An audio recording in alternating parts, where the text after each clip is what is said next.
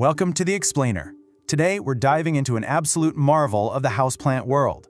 If you've ever, wanted to bring a slice of a vibrant, living woodland right into your living room, well, you're absolutely in the right place. We're laying out the ultimate complete care guide for the autumn fern, or if you want to get technical, Dryopteris erythrosora. We're going to cover everything you need to know to completely master this enchanting plant. So, let's jump right in. Right off the bat, I've got a question for you. Do you want a pet-safe fern that magically changes colors? Seriously, for a lot of us plant parents, finding a houseplant that's totally safe for our cats and dogs, but still offers that dramatic, eye-catching visual interest, it kind of feels like hunting for a unicorn, right? But this fern, it delivers exactly that. It's not just your standard sea of green. It brings this incredibly dynamic, shifting color palette to your space, with zero toxic risks attached. Now, what's really interesting about this slide is those magical color transitions. When the new fronds, the fiddleheads, first emerge, they pop out in these striking shades of coppery-red, pink, or even bright orange. It's stunning. And then, over time, those vibrant fronds mature into a rich, glossy olive green. So you get this continuous, year-round display of shifting autumn colors. Plus, it's 100% non-toxic, an amazing natural air purifier, and whether you keep it indoors or outside in USDA zones 5 through 9, it's an evergreen that just keeps your space looking lush. Here is our roadmap for the explainer today. 1. Meet the autumn fern. 2. Light and climate needs. 3. Watering and soil guide. 4. Troubleshooting and care. And 5. Styling your perfect fern. Okay, let's quickly break down that formal name, Dryopteris erythrosora. You'll often hear it called the Japanese shield fern or the copper shield fern, but looking at the Latin actually gives us a great clue about the plant. Erythro literally means red. Now this points to its coppery new growth, sure, but it specifically refers to the reddish spore-producing structures hiding on the undersides of its mature leaves. It's a fun little botanical fact that explains exactly how this stunner got its vibrant reputation. Moving on to Section 2, Light and Climate Needs, recreating the Asian forest floor. The secret to really successful plant care is basically playing pretend. You're trying to mimic its native habitat as closely as possible. For the autumn fern, which hails from Eastern Asia, places like Japan, China, and Korea, that means recreating the vibe of a shaded, humid forest floor. Actually, I want you to burn this exact phrase into your memory. Think dabbled forest floor sunlight. When you're figuring out where to put this pot in your home, picture light just filtering down through a really tall canopy of trees. It's never harsh, it's never direct. It's bright for sure, but heavily filtered and indirect. That mental image? That's your key to unlocking the perfect environment for your fern. So translating that into actionable advice, your best light conditions indoors will be near a north or east-facing window. Now, if you're stuck with only south or west windows, you absolutely have to filter that light with a sheer curtain to protect it from those harsh afternoon rays. On the flip side, the absolute worst conditions, direct, intense, hot sunlight. That's going to scorch those delicate fronds in no time, turning them yellow and crispy. But hold on, beware of deep, super dim shade too. That's just going to lead to leggy, sad-looking growth with way less of that gorgeous color. 50 to 70%. That is the sweet spot. That's the ideal humidity range for your autumn fern. Now, let's be real. That is significantly higher than the bone-dry, centrally heated air most of us have in our homes, especially in the winter. Because they originate in these lush, humid woodlands, they literally crave moisture in the air just as much as they need it down in their soil. So how exactly do we hit that magical percentage? Here's a quick, actionable checklist to keep those crispy brown tips away. You can easily mist the fronds daily. Just use room temperature water. You can set up a small room humidifier nearby, which honestly works wonders. Or try placing the pot on a tray filled with pebbles and a little bit of water. Just make sure the bottom of the pot isn't actually sitting in the water. Oh, and grouping your houseplants together naturally creates a great little humid microclimate. Or simply stick it in a bright bathroom window and let your shower steam do all the heavy lifting for you. All right, Section 3, Watering and Soil Guide, the foundation of fern health.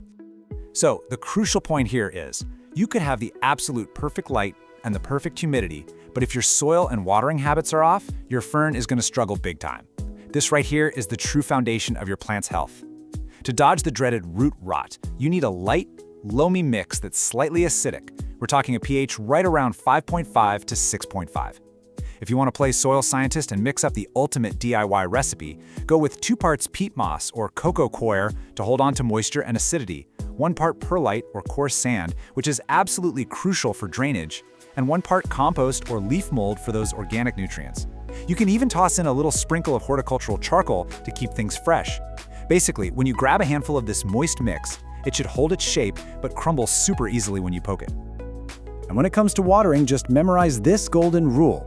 Keep the soil evenly moist, like a well-wrung sponge. You definitely want to avoid soggy, waterlogged pots, but autumn ferns are absolutely not drought tolerant. They will throw a fit. The trick? Just use the finger test. Poke your finger about an inch into the top of the soil. When that top edge just barely starts to feel dry to the touch, that's your cue to water thoroughly until it completely drains out the bottom. Look, we all make mistakes, so let's learn how to play plant doctor and accurately diagnose our watering habits. If you're overwatering, the plant will tell you. You'll see yellowing on the lower fronds, you might catch a musty smell coming from the soil, the roots will turn black and mushy, and oddly enough, the plant will actually wilt even though the soil is soaking wet.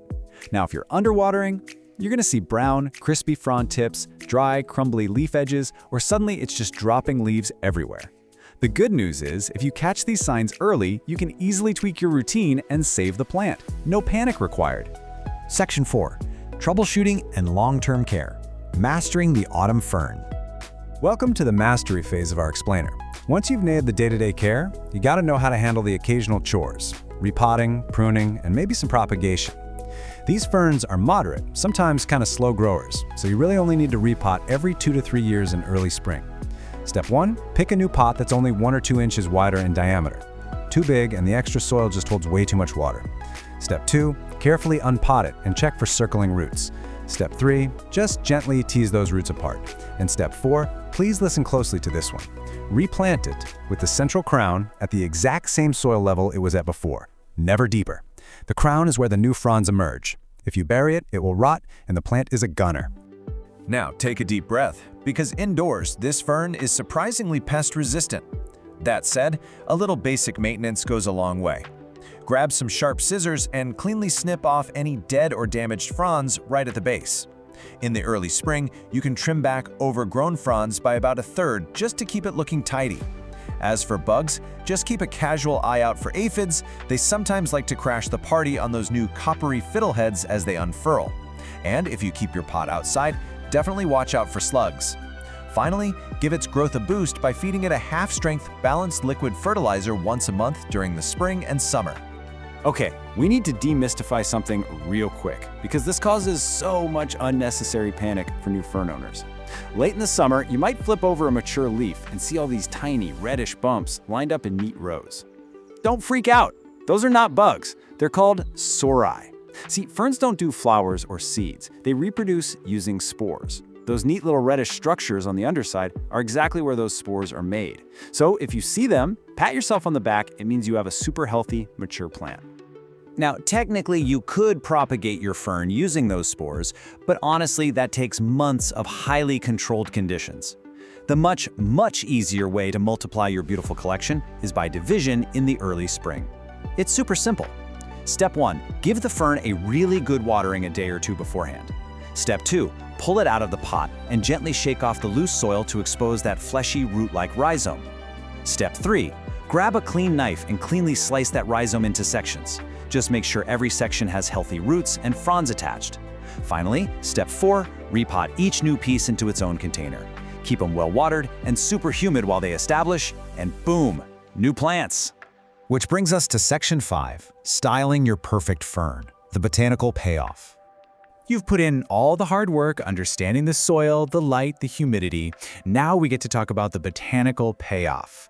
And this brilliantly illustrates exactly why this plant is so beloved. Its arching, color-shifting fronds complement so many naturalistic design styles.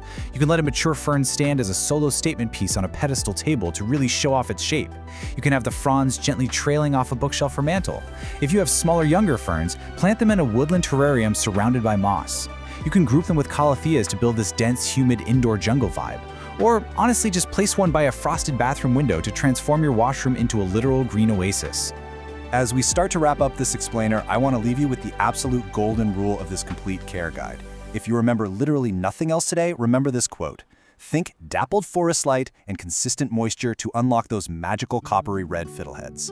Keep it out of the harsh sun, don't ever let it completely dry out, and give it that sweet, sweet humidity it craves. You nail those 3 things, and you're going to be rewarded with a spectacular, ever-changing plant. So, I'm leaving you with this final fun thought. Where will you display your newly thriving, color-changing botanical centerpiece? Now that you've got the complete care guide under your belt, the only thing left to do is find that perfect, dappled light spot in your home. Thank you so much for joining us for this explainer, and hey, happy planting!